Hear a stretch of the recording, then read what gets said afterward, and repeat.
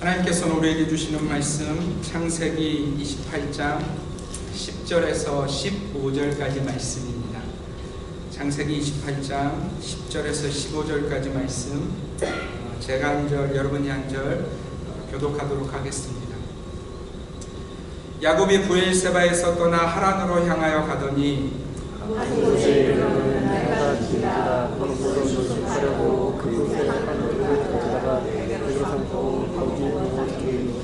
꿈에 본즉 사닥다리가 땅 위에 서 있는데 그 꼭대기가 하늘에 닿았고, 또 본즉 하나님의 사자들이 그 위에서 오르락 내리락 하고, 또 본즉 여호와께서 그 위에 서서 이르시되 나는 여호와니 너의 조국 아브라함의 하나님이요 이스라엘의 하나님이라. 내가 구하는 땅을 내가 너에게 주시리니 내 자손이 땅의 티끌같이 되어 내가 서쪽과 동쪽과 북쪽과 남쪽으로 퍼져나갈지며 땅의 모든 족속이 너와 내 자손으로 말미암아 복을 받으리라. 내가 너와 함께 있어 내가 어디로 가든지 너를 지키며 너를 이끌어 이 땅으로 돌아오게 할지라. 내가 내게 허락한 것을 다 이루기까지 너를 떠나지 아니하리라 하시니라. 아멘. 제가 아는 한 목사님이 현재 한국의 대구라는 지역에서 목회를 하고 계십니다. 그분이 며칠 전 그분의 SNS에 쓴 글이 제 마음에 다가왔어요. 그분의 글이 이렇습니다. 한번 들어보세요. 성도 한 분이 현 정치적 상황으로 심령이 고통스럽다고 호소해 왔다. 무슨 답을 주어야 하나 참으로 대답이 궁색해졌다. 소위 즉문즉답이 필요한 순간인데 솔직히 어떻게 말씀드려야 할지 잘 모르겠다고 말씀드렸다. 물론 마감에 쫓겨 원고를 넘기듯 직업적인 답을 말할 수 있겠으나 진실에 근거하고 사실에 근거하여 어떤 답을 말할 상황도 또 사태를 예리하게 분석하고 미래를 전망할 능력도 내겐 없었다. 내가 믿고 확신해온 민주주의에 대해 무기력감을 느낀다. 여러분들이 요즘 한국이 만나고 있는 그 혼돈스러운 상황을 아실 것입니다. 그래서 그 혼돈스러운 상황을 만나고 있는 한 성도의 마음과 또 그 일을 권면해야 하는 목회자의 고민이 담긴 그런 글이었습니다. 그런데 제가 그 글을 읽으면서 이 시대의 사람들이 물론 그들은 이미 방향을 잃었지만 이제서야 자신들의 삶이 흔들리고 나서야 자신들이 방향을 잃었음을 깨닫고 있다는 것을 보게 되었어요.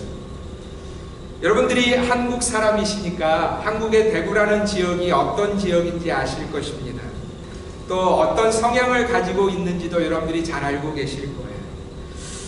그분들은 너무나도 당연하게 따르던 삶의 방향들이 있었습니다. 온 한국 사람들이 다 다른 이야기를 해도 그분들만은 너무나 당연하게 생각하던 그런 삶의 방향들이 있었는데, 지금의 그 혼돈스러운 한국의 상황 때문에 내가 지금 제대로 가고 있는 것인가, 나는 지금 어디에 서 있고 어디로 향해야 하는가라는 질문들을 그분들 스스로 하고 있는 그런 현실이라는 거예요. 자신들의 삶의 방향을 잃어버렸다는 것을 그분들 스스로 고백하고 있는 거죠.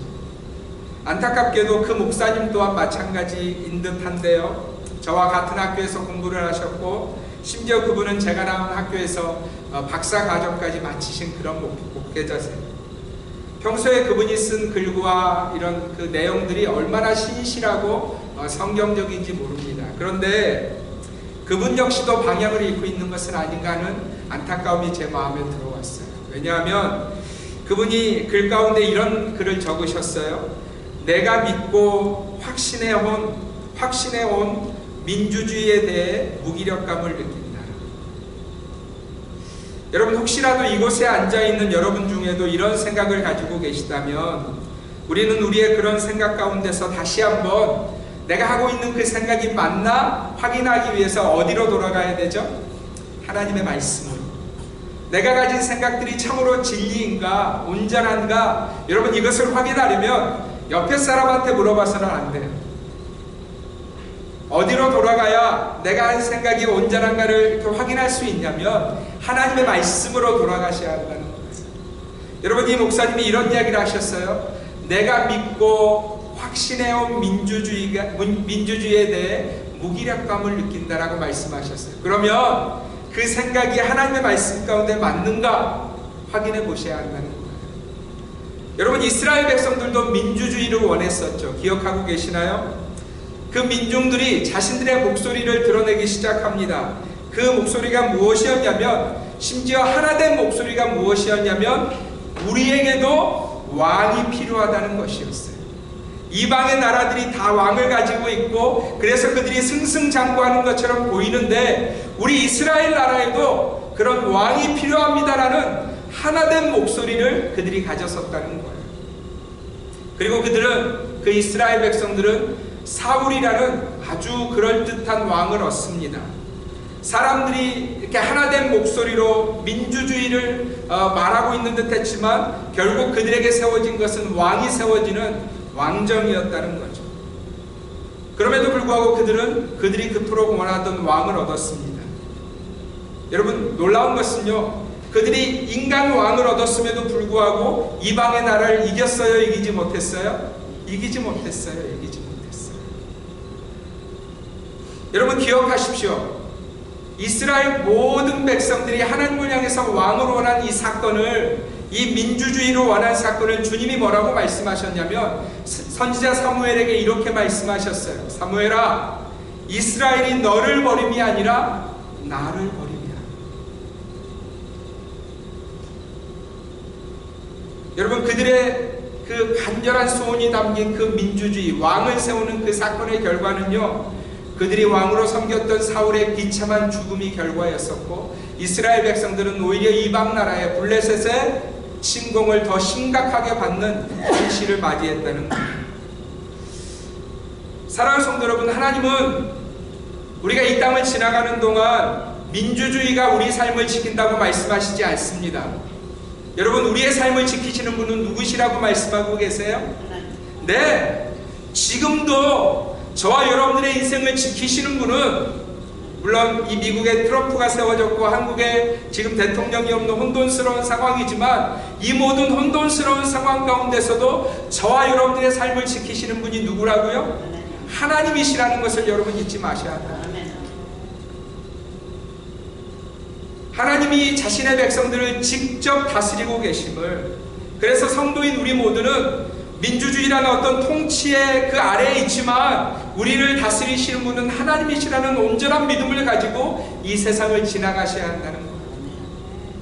여러분, 오늘 그런 하나님의 말씀에도 불구하고 이 시대의 사람들은 다 자기 목소리를 내고 있고요, 민주주의가 최고의 것인 것처럼 이야기를 했어요. 그런데 그럼에도 불구하고 이 시대의 사람들은 방향을 잃었어요.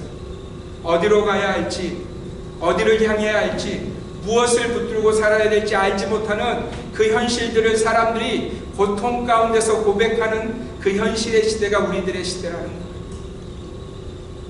여러분, 그런데 오늘 우리가 읽은 이 성경 말씀, 이 본문의 말씀을 통해서 우리는 삶의 방향을 잃은 한 인생의 모습을 보게 되어집니다. 야곱이라는 인생이에요. 여러분, 야곱이라는 이름의 뜻은 발꿈치를 잡은 자, 속이는 자, 그런 미닝이 담겨있는 그런 이름의 뜻을 야곱은 가지고 있었습니다. 여러분, 야곱은 정말 그 이름대로 삶을 살아갑니다. 그는 하나님의 약속이 있는 가정에 태어났음에도 불구하고 그는 하나님의 사람의 모습으로 살기보다는 그저 인간의 어떤 전형, 이게 사람이야, 이게 인간이야 하는 그 전형의 모습으로 야곱은 자신의 인생의 걸음을 걸어갑니다. 여러분, 야곱은요, 살기 위해서 몸부림치면서 그 인생을 살아가죠. 살기 위해서, 내가 원하는 것을 취하기 위해서는 그 어떤 것도 마다하지 않는, 살기 위해서는 누구라도 속일 수 있는, 심지어 그 대상이 친형이라 할지라도, 여러분, 친형이 정말 오래 먹지 못해서 정말 힘들고 어려운 그 상황 가운데서도 야곱은 그 형을 위해서 자신의 것을 내어주는 것이 아니라 그 형이 공고함을 당한 그 순간에 딜을 합니다. 장자의 권한을 내게 팔아라. 여러분, 야곱의 인생이 이렇다는 거예요. 마치 이 시대를 사는 사람들의 모습과 같이 자기밖에는 생각이 없는 그 인간적인 모습의 전형으로 야곱은 야곱의 삶을 살았다는 거예요. 심지어 여러분, 야곱이 형만 속인 것이 아니라 누구도 속이죠? 아버지도 속이죠. 아버지도. 정말 앞을 전혀 볼 수 없는 상태가 된 그 아버지 앞에 속이고 들어가서 아버지의 축복을, 형이 누려야 될 아버지의 축복을 빼앗는 그 야곱의 모습. 자신의 무언가를 위해서는 누구라도 속일 수 있다고 생각하는 자가 야곱이었다는 거예요. 여러분, 야곱이 왜 그렇게 했어요? 살기 위해서. 내 인생에 뭔가 좀 지키기 위해서, 내가 누구보다는, 남보다는 좀 더 뛰어난 어떤 많은 것들을 누리기 위해서 야곱은 그런 인생의 걸음을 걸었다는 거예요. 여러분, 그러나 그렇게 몸부림친 야곱의 인생이 자기 뜻대로 흘러가지 않았다는 것입니다. 오히려 그의 삶은, 잘 들으세요, 그가 노력하면 할수록 꼬여지게 되는 인생이 되었어요. 살기 위해서 그의 삶의 여정에 최선을 다하고 있지만 최선을 다하면 다할수록 꼬이는 인생의 전형이 야곱이었다는 거예요. 그리고 그 모습이 바로 오늘 본문에 등장합니다. 여러분, 오늘 본문은 방향을 잃어버린, 삶의 방향을 잃어버린, 어디로 가야 될지 알지 못하는 야곱의 모습을 우리에게 보여주고 있어요. 여러분, 야곱이 어느 날 길 한가운데 누워 있습니다. 상상해 보세요. 길 한가운데 누워 있어요. 그리고 그 누워 있는 그 자리는 야곱이 원래 자신의 인생에서 계획했던 그런 자리가 아니에요. 여러분, 야곱이 살아온 삶의 궤적들을 보면, 그의 모든 그 열심과 최선의 노력을 보면 야곱은 그 자리에 누워 있어서는 안 되는 인생이에요. 그럼에도 불구하고 야곱이 그렇게 치열하게 인생을 살았음에도 불구하고 그는 노상에 누워 있는 거죠. 세상이 말하는 것들은, 자기가 원하는 것들은 다 취했는데 야곱이 결국 누워 있는 자리는 자신도 알지 못하는 길 한가운데 누워 있는 모습이 야곱의 삶이었다는 거예요. 야곱은요, 오히려 길을 잃고 있다는 거죠. 자신의 인생의 안정과 평안을 위해서 그렇게 노력했음에도 불구하고, 최선을 다했음에도 불구하고, 그 최선의 노력에도 불구하고 야곱은 길을 잃었습니다. 사랑하는 성도 여러분, 여러분은 어떠세요? 여러분 역시도 여러분들의 삶에 최선의 삶을 살고 계실 것이고 살아오셨을 것이에요. 그리고 지금도 그렇게 살고 계실 것입니다. 그러나 야곱이 길을 잃은 것처럼 이 시대의 사람들 역시도 길을 잃고 있을 뿐만 아니라 또 우리 역시도 어쩌면 길을 잃고 있을지 모른다는 거예요. 여러분, 그렇다면 우리가 이 야곱을 주목할 필요가 있어요. 야곱 스스로도 너무 답답한 날이었을 것이고 죽을 만큼 아무것도 보이지 않는 날이었기 때문입니다. 그래서 어쩌면 너무 답답해서 내 인생 여기서 멈추는 것이 좋지 않을까라는 생각을 할 정도로 아무것도 보이지 않는 길을 잃은 야곱의 모습이었다는 거예요. 여러분, 여러분에게도 그런 밤이 있으시죠? 자려고 눕기는 누웠어요. 눈을 감기는 감았어요. 그런데 도무지 잠에 들 수 없는 그 어려운 밤이 여러분들의 인생에도 분명히 있으셨을 것이고 지금이 그날일지도 모르겠어요. 혹시 여러분들이 그런 삶의 날을 오늘 보내고 계시다면 이 말씀을 더욱 주목하시기를 바랍니다. 여러분, 오늘 그렇게 길을 잃은, 삶의 방향을 잃은 야곱은 그 알 수 없는 노상에 혼자 누워있지만 그러나 우리가 주목해야 될 말씀이 있어요. 먼저 야곱의 그 헛헛한 인생의 모습, 최선을 다했음에도 불구하고 자기가 알지 못하는 어느 노상에 누워있는 야곱의 모습을 우리가 먼저 보겠습니다. 우리 11절 말씀 함께 읽습니다. 시작. 한 곳에 이르러는 해가 진지라 거기서 유숙하려고 그곳에 한 돌을 가져다가 베개로 삼고 거기 누워 자더니, 여러분, 야곱이 어떤 집에 들어가서 누운 것도 아니고요, 쓸만한 숙소에 들어가서 누운 것도 아니에요. 그저 해가 지니까, 앞이 보이지 않으니까 그냥 그 자리에 선 것이고 그 자리에 누운 거예요. 얼마나 두려웠을까요? 얼마나 마음이 어려웠을까요? 그 밤에 그 답답한 야곱의 마음을 우리는 다시 한번 생각하게 됩니다. 그런데 여러분, 그 밤에 그 자리에, 아니 그 야곱의 삶에, 야곱이 그토록 답답해하고 절망해하는 그 깊은 밤에 야곱 홀로 그 자리에 있는 것이 아니라고 성경은 우리에게 말씀하고 계세요. 야곱은 나밖에 없어, 나 왜 이 자리에 누워있는 거지 하는 그 답답함으로, 온통 그 답답함으로 그 자리에 누워있지만, 하나님은 오늘 말씀을 통해서 야곱만 그 자리에 누워있지 않다고 말씀하고 계세요. 그럼 말씀을 보세요. 우리 12절 말씀 함께 읽습니다. 시작. 꿈에 본즉 사닥다리가 땅 위에 서 있는데 그 꼭대기가 하늘에 닿았고, 또 본즉 하나님의 사자들이 그 위에서 오르락 내리락 하고. 여러분, 야곱이 잠이 들었어요? 분명히 그 잠은 평안한 잠은 아니었을 것입니다. 그죠? 여러분도 아실지 모르지만 저 같은 경우도 진짜 무슨 인생에 답답한 일이 만나면 에이 모르겠다, 잠이나 자자, 이 머리 터질 것 같은 이 생각 속에서 좀 벗어나기 위해서 잠이나 자자고 누울 때가 제 인생에서 있었어요. 여러분도 어쩌면 그러실지 모르겠어요. 아마 야곱도 그런 인생의 모습이었을지 모르겠어요. 자포자기의 심정으로 누웠을 거예요.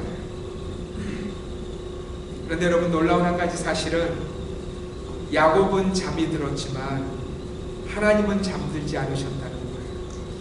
여러분, 다시 한번 들으세요. 야곱은 자포자기의 심정으로 누웠지만 하나님은 잠들지 않으셨다는 거예요. 사랑하는 성도 여러분, 꼭 기억하시기를 바랍니다. 여러분, 인생의 한계를 이야기하는 어떤 실험들에 의해서 보니까 사람은 3일 동안 물을 먹지 않으면 더 이상 살 수가 없대요. 또 열흘 동안 잠들지 않으면 더 이상 살 수가 없는 존재가 인간이래요. 그래서 반드시 물이 필요하고 반드시 잠이 필요한 존재가 바로 저와 여러분들이라는 거예요. 그래서 우리가 이런 이야기합니다. 아무리 인간이 대단한 것처럼 보여도 물 없이 살 수 없는 존재가 인간이고 잠 없이 살 수 없는 존재가 인간이야. 우리가 이런 이야기를 해요. 그리고 또 이런 이야기도 하죠. 그 사람 잠들면 업어가도 몰라. 여러분, 아무리 대단한 인생이라 할지라도 잠에 빠지게 되면 그 인생 스스로 할 수 있는 것이 아무것도 없다는 거예요. 여러분, 인간이 누리는 그런 한계를 가졌지만 오늘 그러한 한계 속에서 야곱은 깊은 잠에 빠져 있지만 그 순간에도 하나님의 나라는 잠들지 않았고 하나님은 주무시지 않았다는 거예요. 할렐루야. 아니, 하나님의 나라를 위해서 일하는 하나님의 천사들은 잠이 필요 없는 존재이고 하나님도 잠들지 않으시는 분이시기에 야곱이 잠들어 있는 그 순간에도 하나님은 야곱을 위해서 일하고 계신다는 거예요. 사랑하는 성도 여러분, 시편 121편 3절 4절의 말씀을 통해서 우리가 믿는 하나님의 잠들지 않으심의 약속을 들으시기를 바랍니다. 우리 함께 읽겠습니다. 시작. 여호와께서 너를 실족하지 아니하게 하시며 너를 지키시는 이가 졸지 아니하시리로다. 이스라엘을 지키시는 이는 졸지도 아니하시고 주무시지도 아니하시리로다. 아멘. 아멘. 여러분, 오늘 이 시편 기자의 말씀을 통해서 하나님은 하나님이 하시는 일을 정확하게 우리에게 말씀하고 계세요.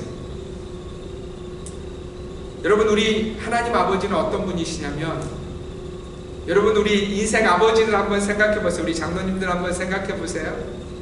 인생의 시간들을 지나오면서 일하느라고 바빠서 자녀들 돌아보지 못하는 그 인생의 시간들 있으세요? 없으세요? 있으세요? 없으세요?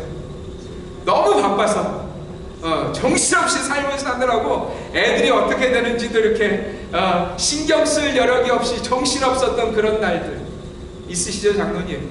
네. 제 인생에도 있어요. 제가 잊을 수 없는 기억이 있는데 저희 큰아들 때문에 제가 정말 열심히 사역하던 때가 있어요. 새벽 1시에 집에 들어가고 4시에 새벽 기도로 교회 나가고, 그러니까 애들 이렇게 만날 시간이 없는 거예요. 저도 정신이 없으니까. 그렇게 막 지나고 보니까 아이들이 컴플레인 하더라고요. 아빠는 일밖에 이렇게 컴플레인 하더라고요. 여러분, 그런데 우리 전능하신 하나님 아버지가 하시는 일이 뭔지 아세요? 오늘 말씀을 다시 한번 보세요. 우리 3절 말씀을 돌려주세요. 여호와께서 너를 실족하지 아니하게 하시며 너를 지키시는 이가 졸지 아니하시니. 여러분, 우리 하나님 아버지 하시는 일은, 인간 아버지들은 자기 하는 일들 바빠서 정신이 없지만 우리 전능하신 하나님 아버지가 하시는 일이 뭐냐면 우리를 지키시는 일을 하시며 우리를 실족하지 아니하게 하시는 일을 하시는 분이 그분의 일이라는 거예요. 그분은 그분의 그 일을 위해서 지금도 졸지도 주무시지도 아니하신다는 거예요. 사랑하는 성도 여러분, 오늘도 바로 이 시간에도 우리의 삶의 시간에, 심지어 우리가 잠들어 있는 그 시간에도 우리 하나님은 우리를 지키시는 분이심을 믿으시기를 바랍니다. 그리고 하나님은 삶의 방향을 잃은, 자신의 삶의 방향을 잃은 야곱에게 하나님은 다시 한번 그 야곱이 누구인지를 말씀하고 계세요. 우리 13절 말씀, 여러분 야곱이 누구인지 한번 들어보세요. 13절 함께 읽습니다. 시작. 또 본즉 여호와께서 그 위에 서서 이르시되 나는 여호와니 너의 조부 아브라함의 하나님이요 이삭의 하나님이라. 내가 누워있는 땅을 내가 너와 내 자손에게 주리니. 여러분 야곱은 하나님의 말씀대로 하면 그저 야곱의 인생이 아니었어요. 야곱의 아버지 이삭의 하나님이 그분이셨고 야곱의 할아버지 아브라함의 하나님이 그분이신데 그 하나님이 너의 하나님이라고 말씀하시는 그 인생이 바로 야곱이었다는 거예요. 여러분 야곱의 삶에는 이런 하나님의 약속이 계속 주어집니다. 우리 14절 15절 함께 읽습니다. 시작. 내 자손이 땅의 티끌같이 되어 내가 서쪽과 동쪽과 북쪽과 남쪽으로 퍼져나갈지며 땅의 모든 족속이 너와 내 자손으로 말미암아 복을 받으리라. 내가 너와 함께 있어 내가 어디로 가든지 너를 지키며 너를 이끌어 이 땅으로 돌아오게 할지라. 내가 내게 허락하는 것을 다 이루기까지 너를 떠나지 아니하리라 하시니라. 여러분 제가 이 말씀 가운데 색깔을 좀 다르게 해놓은 거 보이세요? 빨간 색깔로 해놓은 거 보이세요? 내 자손, 너와 너를 떠나지 아니하리라. 무려 10번이나 하나님이 지금 야곱에게 뭘 말씀하고 있냐면 나의 온통 주목함이 너에게 있다는 것을 말씀합니다.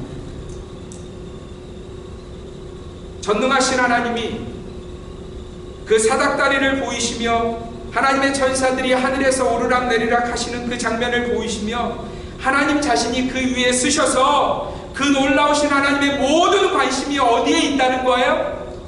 너한테 있다는 거예요. 너한테. 야곱아, 너에게 내 관심이 있어 라고 말씀하십니다. 비록 지금은 삶의 방향을 잃어버렸다고 자포자기하는 심정으로 알지도 못하는 노상에 누워있는 그 야곱, 인생 최선을 다해도 아무 소망도 없구나라는 그 낙심 가운데 누워있는 그 야곱에게 하나님은 나의 온통 관심이 너에게 있다고 말씀하십니다. 여러분 우리 하나님이 지금도 저와 여러분에게 그렇게 말씀하시는 줄 믿습니다. 여러분 옆에 있는 분들에게 한번 이렇게 말씀해 줄게요. 하나님의 온통 관심이 당신이래요. 이렇게 한번 얘기해 주세요. 자 시작. 하나님의 온통 관심이 당신이래요. 잘 안 믿으시는 것 같아요. 믿습니다. 할렐루야. 여러분 하나님의 온통 관심이 우리에게 있어요. 이 시대의 사람들의 관심은 다른 곳에가 있지만 심지어 성도들의 관심도 다른 곳에가 있지만 우리 하나님의 온통 관심은 우리에게 있다는 것을 기억하시기를 바랍니다. 여러분 하나님이 이렇게까지 말씀하셔도 사람들은 듣지 않죠. 심지어 우리 자신도 듣지 못할 때가 너무 많아요. 그러므로 여러분 기억하십시오. 우리가 종종 우리의 삶의 방향을 잃은 듯한 그 순간에도 내가 최선을 다해도 내 인생 안 되는구나, 내 뜻대로 할 수 없구나라고 자포자기하는 그 순간에도 하나님은 뭐라고 말씀하시냐면 나의 온통 관심이 너다라고 말씀하고 계십니다. 사랑하는 성도 여러분, 오늘 우리 인생이 어쩌면 방향을 잃은 듯한 삶일 때가 있는 것 같아요. 나 어디로 가야 되지? 나 뭐 해야 되지? 제가 어제 LA에서 사역할 때 담임 목사님으로 모시던 그 목사님이 전화를 저한테 주셨는데 그분이 이제 은퇴가 3년 남으셨어요. 3년 남은 은퇴를 앞두고 목사님의 마음이 되게 이렇게 좀 이렇게 어려우신 것 같아요. 나 은퇴하면 뭐 하지 하는 생각도 있고 또 은퇴하면 좀 이렇게 주위에 보니까 은퇴하신 분들이 되게 해피해 하신대요. 그래서 좋아질 건가 뭐 이런 마음도 있고 뭐 이런 그 복잡한 생각들이 되게 많으신 것 같아요. 여러분, 우리의 인생의 모습이 그렇다는 거예요. 목회자라 할지라도 뭐 열심히 모태신앙으로 그 인생을 살아왔다 할지라도 인생의 삶의 방향을 놓칠 때가 우리 인생 가운데 있다는 거죠. 그런데 여러분, 우리가 그 모든 순간들을 지날 때에도 하나님은 우리와 함께 하시며 하나님은 우리를 지키시며 하나님의 그 온통 관심이 우리인 것을 기억하시면 우리의 삶의 방향이 정해진다는 것을 기억하시기를 바랍니다. 여러분, 우리가 오늘 우리의 삶의 방향을 어디로 향해야 될지 말씀을 통해서 잘 들어보세요. 우리가 어디로 가야 우리가 온전한 삶의 방향이 될 수 있을 것인가? 나는 지금 이 자리에서 어느 방향을 향해야 할 것인가? 여러분, 잘 들어보십시오. 우리 범석 형제가 요즘 고민이 많아요. 필라델피아로 가야 될 것인가? 캘리포니아로? 아니면 한국으로? 여러분, 고민이 되게 많은 우리 범석 형제의 삶.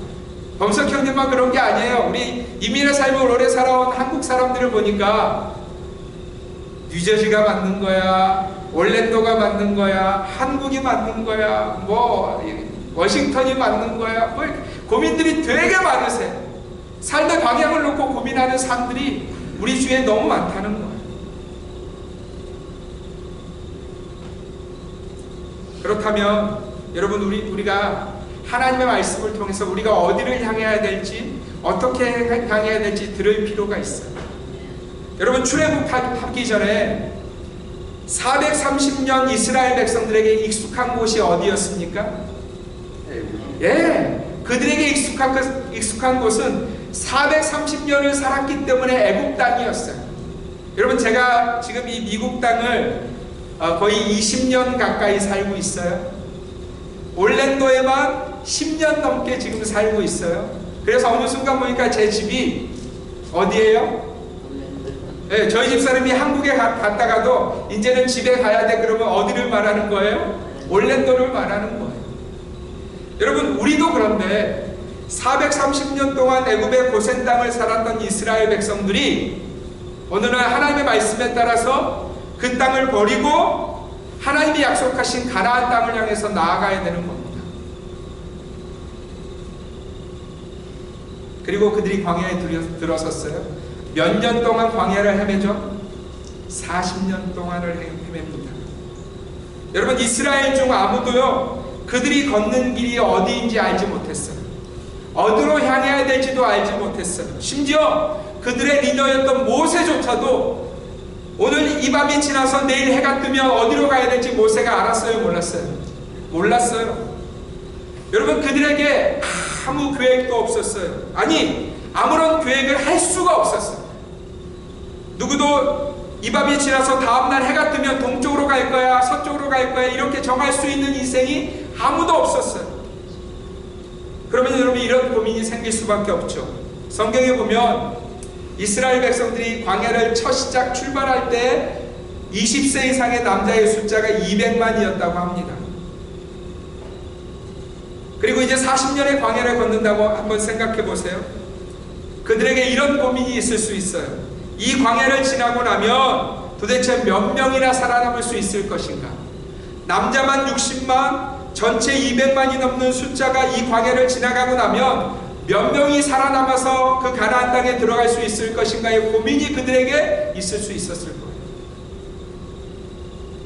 여러분, 그런데 그들이 광야를 지나서, 잘 들으세요, 가나안 땅에 도착한 이유가 그들이 방향을 잘 정해서가 아니었어요. 성경이 우리에게 가르쳐주는 진리예요.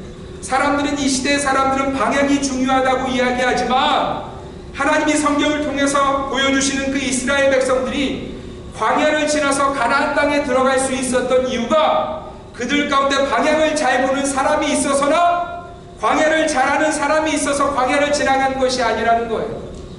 여러분, 그 60만의 군사로 나아갈 수 있는 그 남자들 가운데 2명만 가나안 땅에 들어가게 되어집니다. 누구와 누구만 들어가죠? 여호수아와 갈렙만 가나안 땅에 들어가죠. 여러분, 그러면 사람들이 생각하기에 여호수아와 갈렙은 방향을 잘 잡아서 광야를 잘 지나서 가나안 땅에 들어갔나? 그러면 성경은 그렇게 말씀하지 않아요. 성경은요, 그들이 가나안 땅에 들어간 유일한 이유를 그 두 사람이 그 광야 내내 오직 하나님만을 믿는 믿음으로 그 광야를 지나갔기에 하나님이 약속하신 가나안 땅에 들어갔음을 우리에게 말씀하고 있어요. 여러분, 그러면 그 나머지 여호수아 칼렙 외에 그 사람들이 왜 광야의 죽은 자가 되었는지 한번 보십시오. 우리 말씀을 볼 텐데 민수기 14장 32절 33절 말씀입니다. 함께 읽습니다. 시작. 너희의 시체는 이 광야에 엎드러질 것이요 너희의 자녀들은 너희 반역한 죄를 지고 너희의 시체가 광야에서 소멸되기까지 40년을 광야에서 방황하는 자가 되리라. 여러분, 그들 모두가 방황하는 자가 될 것이라는 하나님의 말씀이에요. 그러면 이들이 왜 방황하는 자가 되었는가? 왜 40년 내내 광야를 방황하며 결국은 광야에서 죽는 자가 되었다? 이유를 들어보세요. 14장 29절 30절 함께 읽습니다. 시작. 너희 시체가 이 광야에 엎드려질 것이라. 너희 중에서 20세 이상으로서 계수된 자 곧 나를 원망한 자 전부가 여분네 아들 갈렙과 눈의 아들 여호수아 외에는 내가 맹세하여 너희에게 살게 하리라 한 땅에 결단코 들어가지 못하리라. 여러분, 그들이 방황한 이유가 뭐예요? 그들이 가나안 땅에 들어가지 못한 이유가 뭐예요? 하나님에 대한 신뢰를 잊어버리고 하나님에 대한 믿음을 잊어버리고 하나님에 대한 원망을 멈추지 않는 그 세대는 결국 광야에서 죽음을 당했다고 말씀하고 계십니다. 사랑하는 성도 여러분, 방향이 문제가 아니에요. 내가 어느 방향을 향하고 있는가가 문제가 아니라 내가 여전히 하나님만을 신뢰하며 내 삶을 걸어가고 있는가가 문제라는 거예요. 그래서 오늘 여러분이 혹시라도 삶의 방향을 잃어버린 듯 불안하고 답답하다면, 내가 어디로 가야 할지의 문제 때문에 잠을 이루지 못하고 있다면, 여러분의 삶의 방향에 마음을 두실 것이 아니라 내가 오늘 하나님만을 붙들고 나를 사랑하시는, 나를 위해서 보여주시는 그 하나님의 그 손길과 그 인도하심 가운데 주목하고 있는지에 여러분 자신을 돌아보셔야 한다는 거예요. 여러분, 우리에게 문제는요, 방향이 아니라 믿음인 줄 믿습니다. 아멘. 여러분, 우리는 방향을 놓칠 때 참으로 두려워합니다. 제게도 그런 경험이 있어요. 제가 미국에 도착해서 처음 미국에 도착해서 미국 서부의 어느 도시를 이렇게 여행하던 적이 있었습니다. 그 당시는 지금처럼 무슨 핸드폰 들면 내비게이션이 펴지던 때가 아니라, 여러분 혹시 기억하실지 모르겠지만 갈민에서 나온 그 내비게이션 기계가 조그만 게 있었어요. 그래서 그 당시에 비싼 건 뭐 몇백 불 하니까 제일 싼 기계를 저희가 샀어요. 그리고 그 기계에 이제 그 갈 주소를 넣고 그 기계를 따라서 제가 한 번도 가보지 않은 그 길을 가는 거예요. 그런데 여러분, 이 기계가 싸고 또 작으니까 어느 시골길에 들어서니까 이 시그널이 들어오질 않는 거예요. 그때부터 먹통이 되는 거예요. 그래서 여러분, 제가 너무 아름다운 미국 그 시골 동네를 막 지나가고 있는데 가면 갈수록 야, 이 시골 멋있네, 좋네, 이게 아니라 두려움이 커지는 거예요. 내가 지금 제대로 된 길을 가고 있는 거야? 내가 혹시라도 지금 길을 놓친 거야? 여러분, 방향을 잃으니까 너무 마음이 어려워지더라고요. 열심히 달려가고 있는데 최선을 다해서 달려가면 갈수록 제 안에 있는 두려움이 커집니다. 딱 우리 인생 같죠. 열심히 살지 않는 게 아니에요. 최선을 다해서 살지 않는 게 아니에요. 그런데 인생들마다 두려움은 가면 갈수록 커진다고 이야기하는 세대에 우리가 있다는 거예요. 여러분, 제게는 또 하나의 여행에 대한 기억이 있는데요. 제가 LA에 살 때 사역자 가족 수련회가 겨울에 있었던 적이 있었습니다. 그래서 각 가정별로 이 빅베어라는 산에 이렇게 그 산장에 이렇게 모여서 수련을 하기 위해서 출발했던 그런 기억이 있었어요. 그런데 여러분, 빅베어가 굉장히 높은 산인데 눈이 막 쌓여있는 그런 산이었어요.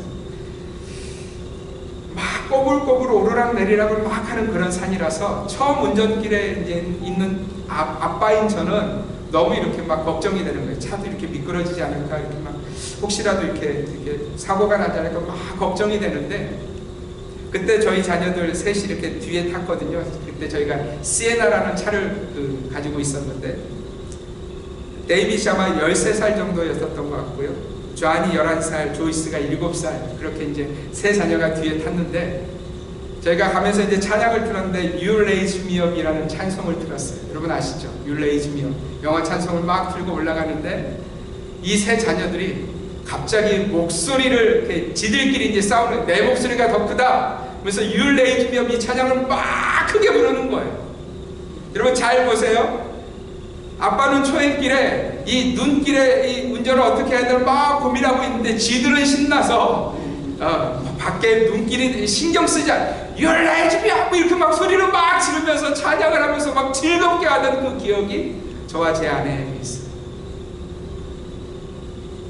사랑하는 성도 여러분, 우리 인생길 또한 마찬가지라는 거예요. 내 삶에 내가 주인 돼서 내 삶의 걸음을 인도해 나가면 우리는 불안할 수밖에 없어요. 그런데 여러분, 하나님이 우리의 아버지가 되신다고 말씀하시면서 네가 나를 의지하며 네가 나를 붙들면 내가 네 인생을 인도하실 것이라고 약속하고 계세요. 여러분 욥기 말씀 가운데 그 말씀이 있습니다. 우리 함께 읽습니다. 시작. 그러나 내가 가는 길을 그가 아시나니 그가 나를 단련하신 후에는 내가 순금같이 되어 나오리라. 우리 다시 한번 읽을까요? 시작. 그러나 내가 가는 길을 그가 아시나니 그가 나를 단련하신 후에는 내가 순금같이 되어 나오리라. 여러분 우리 인생길 속에서 우리가 방황하지 않을 수 있는 유일한 방법이 이 말씀이에요.